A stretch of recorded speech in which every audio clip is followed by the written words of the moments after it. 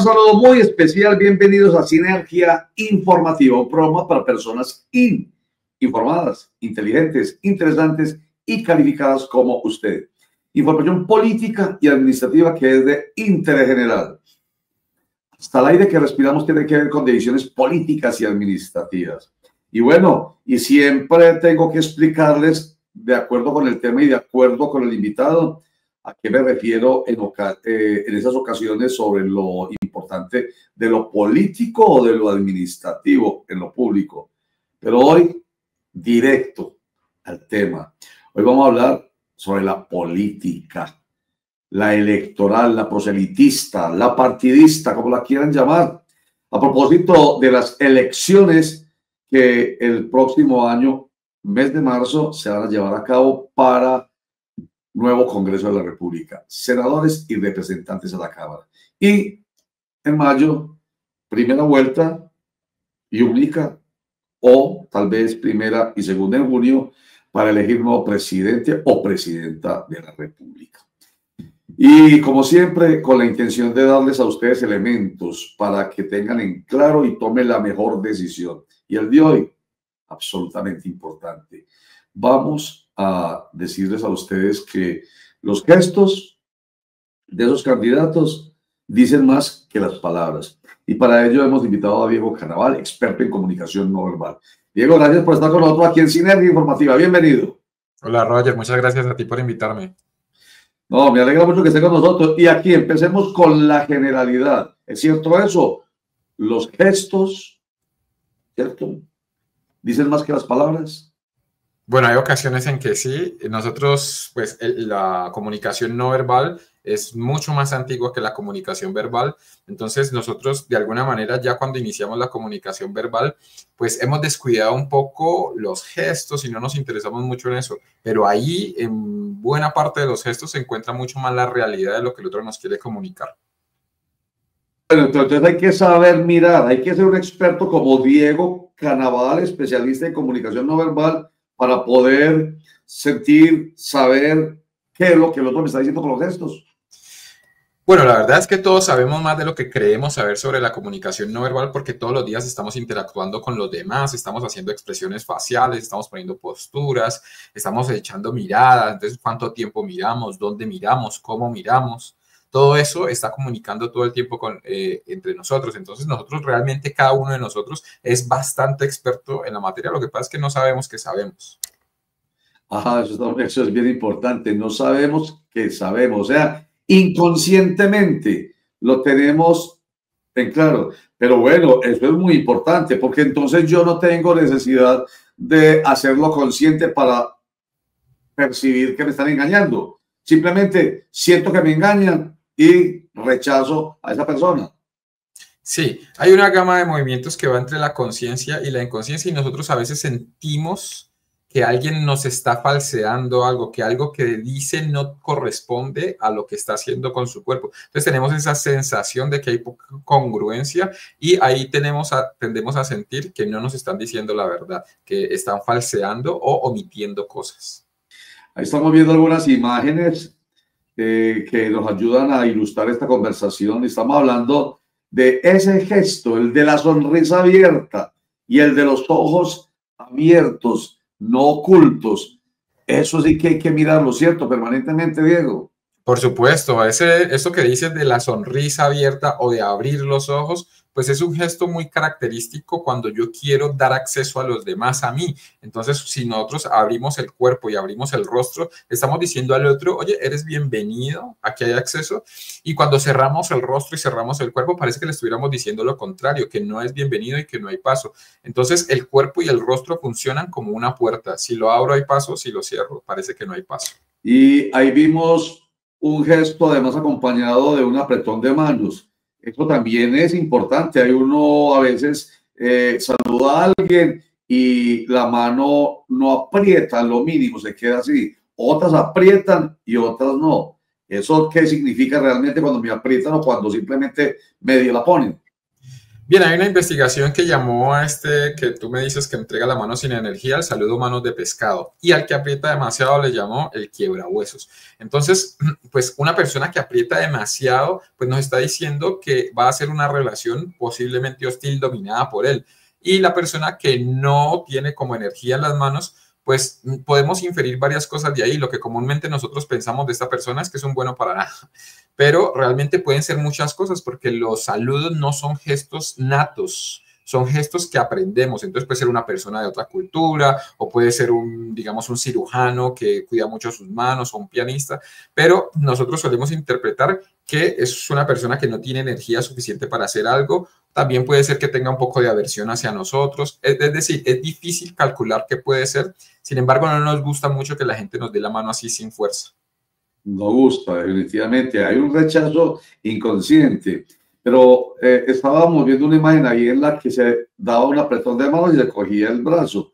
Pero Sí. eso es muy típico nuestro. Pero saltemos a Estados Unidos, ahí vimos a Obama, saltemos a esas otras culturas distintas a las latinas, que ellos son demasiado lejanos, nosotros somos muy cercanos y ellos muy lejanos. Entonces, ¿uno cómo hace para entender que la comunicación que supuestamente es universal, la del cuerpo, esa, por ejemplo, esa es más latina, ¿cierto? Sí.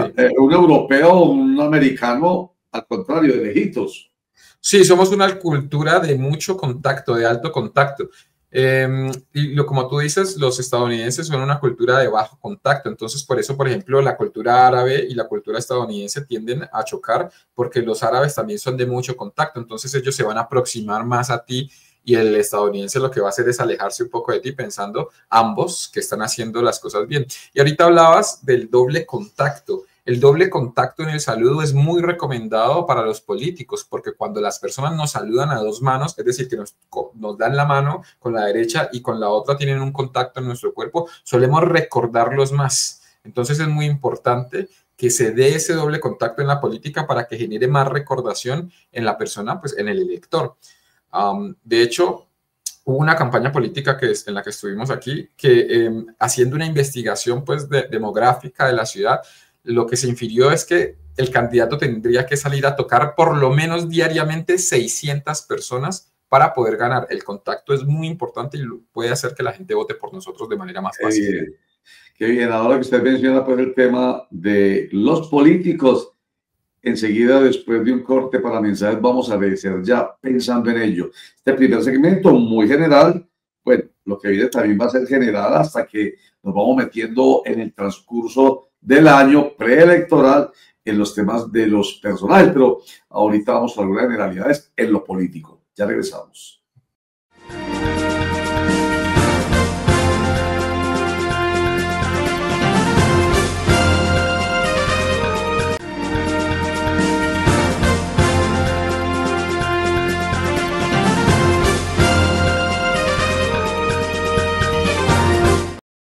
Nos decía Diego Canavada, nuestro invitado especialista en comunicación no verbal, que los políticos deben tener, y ponía el ejemplo de alguien a quien asesoró, deben tener por lo menos 600 contactos diarios. Bueno, entonces hablemos del tema de los políticos. De alguna manera están ellos orientados a que hagan esto o aquello. No les nace del corazón, no les nace de su propia esencia, sino que simplemente aprenden y hacen lo que expertos como usted, Diego, les dicen. Mira, este es un asunto bastante complicado. Lo que pasa es que cuando nosotros salimos a hablar en público, pues podemos ponernos nerviosos y eso pues es inherente, digamos, a las personas. Entonces el político puede sentirse nervioso hablando en público y por eso pueden surgir algunos gestos que pueden ser malinterpretados por los electores, porque siento yo me estoy tocando constantemente y rascándome y corriéndome aquí el reloj y girándome el anillo y haciendo toda esta clase de gestos pues que son propios de alguien que puede estar nervioso, ¿cierto? Nosotros podríamos interpretarlo como que esa persona está nerviosa porque nos está mintiendo, pero puede ser que esté nerviosa porque al hablar en público, pues nos pasa esto de que nos ponemos un poco así ansiosos. Entonces, lo ideal es que un político se entrene para que pueda transmitir un mensaje potente, que se vea cálido y que a la vez también se vea competente. Y eso pues se va a mostrar a través del movimiento del cuerpo, ilustrando con las manos, moviéndolas a una buena altura, poniendo una expresión facial, digamos, abierta y no mostrar lo que favorece mucho a un político cuando está dando un discurso, es no mostrar señales de estrés. ¿Sí? Una persona con autoridad y una persona que domina generalmente tiende a bajar todos sus gestos de estrés. Estamos viendo algunas imágenes de algunos posibles candidatos a la presidencia de la República y están mostrando la cantidad de seguidores que tienen en redes sociales, porque hoy mucho de la campaña se hace en redes sociales. Y usted hablaba ahorita de la plaza pública. Hay un comportamiento diferente de una persona en la plaza pública, o tiene que haberlo, y por ejemplo, a través de las redes sociales. Sí, claro, cuando uno está en una pantalla, pues debe saber que la persona nos está viendo en 2D, o sea, no tiene la presencialidad y no es 3D, entonces hay que simular ciertas cosas como lo hacías tú ahorita, acercándose a la pantalla, mirando qué voy a mostrar en el recuadro, mirando directamente como a los ojos del elector, que son exactamente pues el ojito de la cámara, ¿cierto? Entonces hay que hacer cierto tipo de cosas, ajustar la mirada al nivel de la cámara, no quedar muy por encima, no quedar muy por debajo. Entonces sí hay elementos que hay que tener en cuenta en la plaza y otros que hay que tener en cuenta en las redes sociales. Pero entonces eso lo limita mentalmente, conscientemente. Cuando hice el comentario ahorita de el político se comporta conforme con lo que le dice el experto y que no lo siente, yo pensaba inmediatamente, y eso toda la vida lo hemos sabido, si uno no siente lo que dice, por más buen alumno que sea del Diego Carnaval, expresa lo contrario. Y en redes sociales, pues con mayor razón, porque es a través de esa pantallita que yo tengo que proyectar energía. Entonces, el sentir es absolutamente necesario.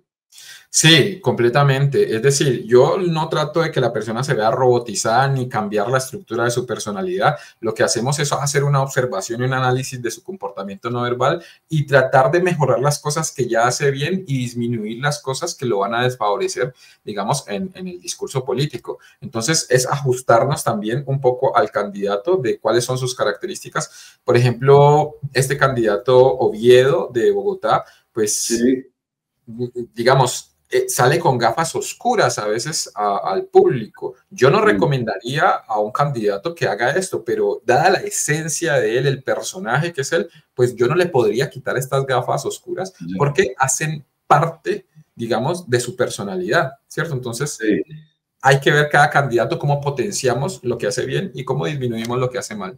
Sí, señor. Ahí estábamos viendo una postura del presidente Gustavo Petro y el uso de un elemento. ¿Qué nos podría decir usted acerca de esta postura y de ese elemento que mantiene él permanentemente en la mano, que es un lápiz o un lapicero? Bien, este es un gesto bastante característico del presidente Gustavo Petro y es usar lo que se llama una extensión artificial del dedo índice. Entonces él estira su dedo índice con un elemento como un lápiz, un lapicero, una regla, y esto lo que hace es darle una sensación mayor de autoridad frente a las personas, como si fuera un director de orquesta, pues dirigiendo con su batuta a las personas que están ahí. Y también vemos en la postura del presidente Petro constantemente asimetría en la postura, o sea, que se asienta de un lado o que se asienta del otro. Y esto lo que hace es darle esa aura de autoridad. Las personas que tienen mucha autoridad y la despliegan con los demás, pues suelen poner sus cuerpos de manera simétrica. Esto pues está más visto en dictadores que en otros políticos, pero pues no podemos decir solamente que por esta postura pues el presidente es un dictador. No, claro, yo pienso que tiene que ver mucho más con lo de la autoridad, ¿cierto? Al fin y al cabo, el dictador tiene suprema autoridad. Estamos hablando de un régimen totalitario, estamos hablando de un régimen autoritario, autocrático. Entonces yo creo que es muy de esa esencia. Por ejemplo, Álvaro Uribe Vélez, que es una también personalidad muy reconocida en nuestro país, la postura de él, ¿qué tal en relación con la de Petro, por ejemplo? Ahí lo vemos juntos. Mira, sí, ahí como lo indica un poco el texto, la posición en la silla está inclinada hacia adelante, lo que muestra interés, eso es bueno. Las manos están agarradas, ¿sí? Descansadas, eso también es positivo cuando los pulgares están por encima. Hay como una disposición al diálogo y hay un leve, digamos, hay un leve decaer de la cabeza hacia el lado izquierdo que muestra digamos, una disposición a la escucha. El expresidente Álvaro Uribe parece que está en ese momento, no sé si moviendo o conteniendo unos elementos ahí en la mesa, que puede ser un poco más reticente, ¿no? Un poco más poniendo esos objetos ahí como una barrera o quién sabe si los está corriendo hacia afuera o hacia adentro. Tendríamos que ver el movimiento que está teniendo con esos objetos para poder, digamos, precisar un poco más sobre lo que está pasando. El presidente no parecen tener los cuerpos enfrentados, sino parecen que están un poco diagonal entre sí. Esto favorece mucho la comunicación porque cuando se encuentran enfrentados a través de un escritorio, que es una barrera y una distancia con el otro, puede haber confrontaciones. Sí, y la postura un poco como de hacia afuera, o sea, no de frente a la mesa, sino hacia afuera, como casi que tirando hacia la puerta. Me implica como que cuando era que termina esto, así me voy.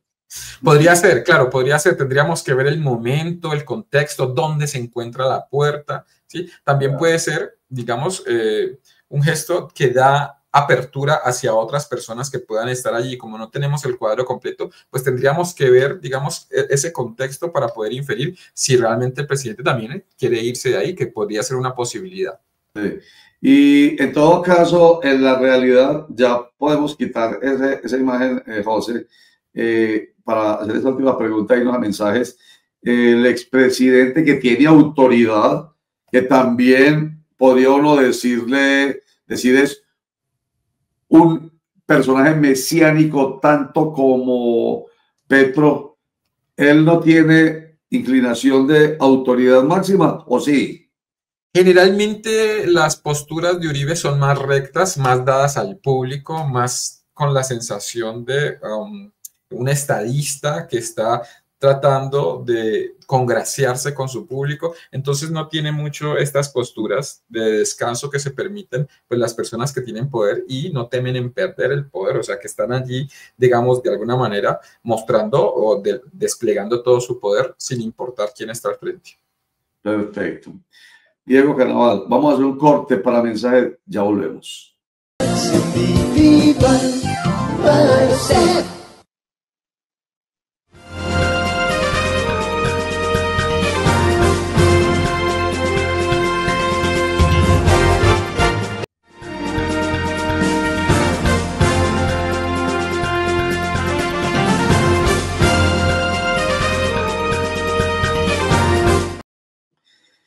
A mí se me viene a la cabeza que el cuerpo es para cada uno un polígrafo. Es ese aparatico que hace que usted intente, haga un gran esfuerzo para decir la verdad, porque si dice una mentira, se dispara, detecta la mentira. El cuerpo es algo como eso, estoy exagerando demasiado con el polígrafo propio de cada uno de nosotros, Diego Carnaval. Mira, las personas pueden mentir con mucho éxito, es decir, que pueden mentir sin mostrar autodelaciones. Hay mitos sobre la comunicación no verbal que dicen que el cuerpo no miente, el cuerpo puede mentir, pero algunas personas, si no la mayoría, pues tienen estas autodelaciones cuando están diciendo algo que no corresponde a la realidad. Y es que al recordar o al tener que hacer un esfuerzo cognitivo mayor para poder decir algo que no pertenece a la realidad, pues el cuerpo empieza a emitir una serie de mensajes que nos dicen eso, que la persona está insegura de lo que está diciendo. Ya luego inferir si está mintiendo o no, pues es algo más delicado y que tiene que llevar un poco más de estudio. Nosotros hacemos a veces pues informes y peritajes sobre la credibilidad del discurso, pero pues es algo ya mucho más detallado, mucho más aterrizado, un informe científico, digamos, para poder determinar si alguien pues está diciendo algo que cree o que no cree. Sí, pero en todo caso, si viene o no viene de las entrañas, déjeme decirlo de esa manera, si no se siente, pensemos en los actores. Hay un actor que es simplemente el payaso de afuera, que se muestra, ¿cierto? El mimo, que sabe hacer unos gestos, listo. Pero el actor verdadero, el dramático, el que saca lágrimas, ese tiene que sentir. Se me vienen a la cabeza autores como Stanislavski que hablan de eso, de la vivencia para que realmente se exprese. En la vida real no tiene que pasar algo así, que sea tan de verdad sentido lo que dice, que realmente expresa lo que quiere. Sí, lo ideal para que tu cuerpo acompañe lo que estás diciendo es que realmente lo pienses, que haya una alineación entre lo que estás pensando y lo que estás diciendo, porque generalmente si tú piensas una cosa y dices otra, pues el cuerpo te puede mostrar esa desincronía entre lo que piensas y lo que dices, y por ahí se filtra un poco que la persona está insegura de lo que está diciendo. Entonces sí es importante, digamos, estar alineado en la cabeza con lo que estoy diciendo, sentir eso que dices, esto que me dices tú de la técnica de Stanislavski. Sí, señor. Bueno, y entonces volvemos al tema de los políticos. Ellos tienen que estar muy bien entrenados a que sientan lo que dicen, que para algunos es muy difícil. Ay, no, yo no soy capaz, yo no coordino, o pienso, o siento, o hago, ¿cierto? Y me imagino, paréntesis, me imagino que usted que ha tenido clientes, algunos han sido más difíciles que otros en ese sentido. Mira, los políticos son bastante difíciles porque, voy a decir aquí, ojo con lo que digo, porque los políticos tienen un rasgo de psicopatía generalmente bastante alto. Ojo que no estoy diciendo psicópatas, sino rasgos psicopáticos. Todos tenemos rasgos psicopáticos. Entonces, esto hace pues que generalmente ellos tengan una resistencia a cambiar su actitud, a cambiar su comportamiento. Entonces, ellos, pues la gente con estas características generalmente tiende a pensar que todo lo que hace lo hace bien. Entonces es difícil, digamos, incidir sobre un cambio comportamental en el político. Me consta, porque he estado muy cerca a muchísimos políticos y eso pasa. Hay una especie como de autosuficiencia y lamentablemente se equivocan. Y entonces, ¿sabe qué es lo peor, Diego? Y amables internautas, que hay mucho turiferario al lado, muchos de esos que le riegan incienso. Entonces, él se cree y los turiferarios, para acabar de gustar, lo nublan, lo llenan de incienso y no lo dejan ver la realidad, los hacen cometer muchos errores. Por eso la recomendación para lo que viene es que les hagan caso a los expertos, en este caso a especialistas en comunicación normal como Diego Canaval, porque si les dicen actúen así es por su bien. Sin embargo pasa algo, Diego, ¿no? Y es, les hacen caso antes de la campaña, se comportan como el profesional les dice, ganan las elecciones y vuelven a su comportamiento de siempre. Sí, mira, esto es algo que pasa muy habitualmente y está escrito en un libro que se llama La paradoja del poder. Y es que los comportamientos que se usan para lograr obtener el poder, pues no son los mismos que se usan cuando ya se obtiene el poder.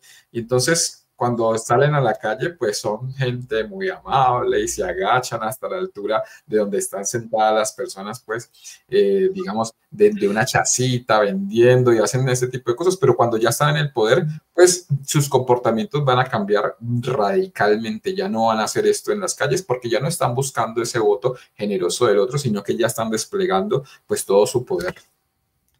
Y es como si no existiese la reelección, no inmediata, sino posterior. Entonces terminan y vuelven a la humildad con la convicción de que hay un montón de gente bobita, déjenme la expresión, utilizar la expresión, o mejor, más que bobita, sin memoria, que olvidan cómo se comportó aquella vez que estuvo en el poder y vuelven y caen. ¿Y qué va eso, hombre? Esto ya tiene que ver con el político o el candidato, sino en la gente que entonces se deja engañar tan fácilmente. Sí, generalmente nosotros tendemos a olvidar rápidamente estos comportamientos y pues como dices tú, volvemos a caer en lo mismo. Vamos a terminar con un comentario general, Diego. Este es el primero de varios programas que vamos a realizar, si usted nos lo permite, porque ya vamos a entrarnos a hablar con sobre diferentes candidatos, personajes de la vida pública que creo que es bueno que la gente conozca. Pero un comentario final para que nos quede a modo de conclusión. ¿Qué nos podría decir usted a los que estamos observando a los políticos para que se convierta en una regla que nos permita no dejarnos engañar? Bueno, entre nosotros más aprendamos de comunicación no verbal y más observemos el comportamiento de los demás, ahí va a estar todo. Mientras nosotros hagamos eso, pues nos vamos a adaptar más fácil a cualquier situación. Yo lo que recomiendo es tener mayor conciencia de su propio cuerpo y del cuerpo de los demás a la hora de comunicar, porque eso va a hacer que nosotros realmente pues vamos ascendiendo. Está comprobado que las personas que entienden más de comunicación no verbal de los otros, pues ascienden más rápido en los puestos o tienen mayor éxito porque se adaptan fácilmente a las situaciones que se les van presentando. Ese es otro aspecto que tiene que ver ya no con lo político, sino con lo empresarial, por ejemplo, o con la vida cotidiana, con el éxito de las personas. En todo caso, la comunicación siempre será necesaria. La verbal, fundamental, pero además, para ser más integrales, la corporal, la expresión del cuerpo, pues nos hace más integrales, vuelvo y digo, y más exitosos. Y Diego Genaval va a estar con nosotros, Dios mediante, en sucesivos programas para que aprendamos más. Muchísimas gracias, Diego. Mucha suerte y aquí lo esperamos nuevamente. Aquí estaré, Roger. Muchas gracias a ti. Con todo gusto. Entonces, ahí está. Estos temas son maravillosos. Son para la felicidad de nosotros. Éxito, felicidad. Mejor decisión, felicidad. Felicidad en general siempre estamos buscando. Y ustedes que son informados, inteligentes, interactivos y calificados, van más adelante en ese proceso. Gracias, José León Vasco, por la producción. A ustedes, mil gracias. Chao.